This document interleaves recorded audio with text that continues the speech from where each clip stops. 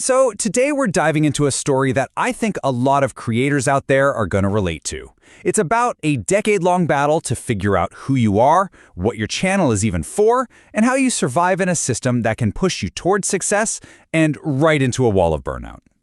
Have you ever seen this happen? Your subscriber count is ticking up, maybe even faster than before, but your views on each new video, they're going down. Your engagement is just falling off a cliff. What is going on? Well, this is the core problem we're unpacking today. We're going to follow the journey of a creator named XEI, or Shay, and his story isn't just about trying to outsmart the YouTube algorithm to get seen.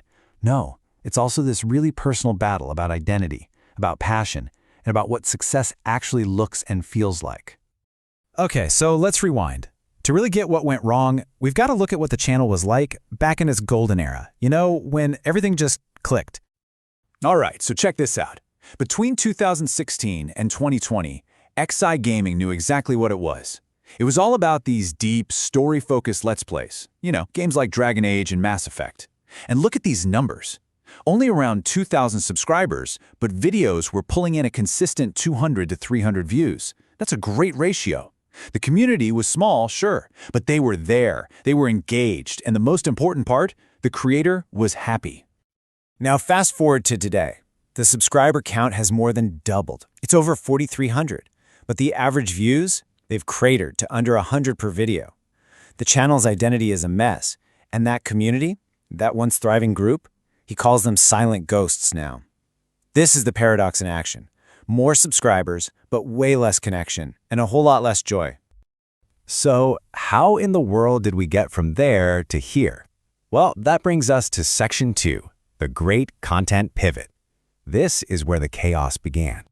And what came next? Honestly, it was just total strategic whiplash. Just look at this timeline.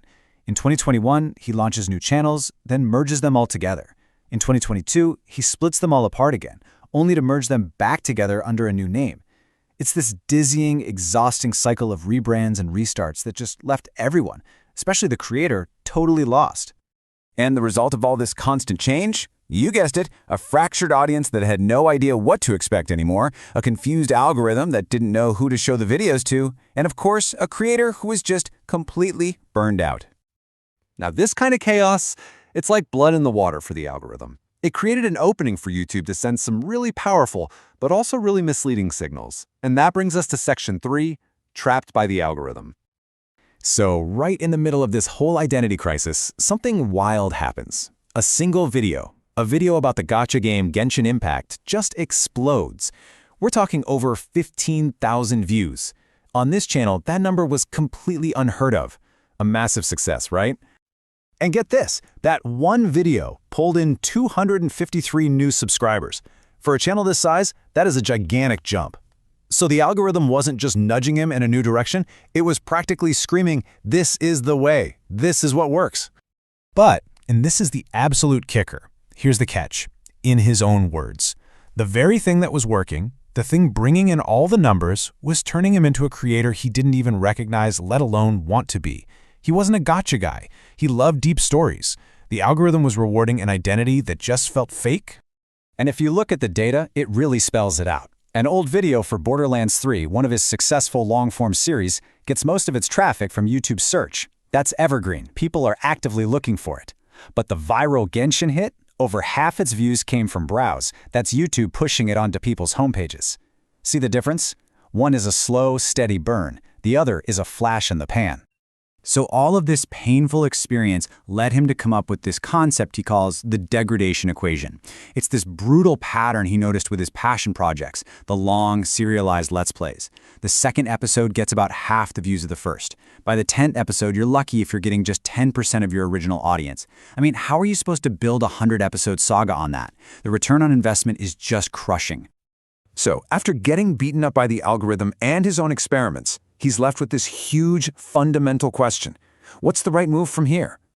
He's basically stuck between a rock and a hard place, right? On one side, you have the single variety channel. It feels authentic to him and all his interests, but he's learned the hard way that it just confuses the algorithm and the audience. On the other side, okay, you could run multiple niche channels. That sends a super clear signal, builds targeted communities, but the workload is insane and you risk getting pigeonholed, which is exactly what happened with the Genshin situation. So yeah, neither option felt right. He's totally stuck. But then, YouTube rolls out a new feature that might, just might, be the answer. A bridge between these two impossible choices.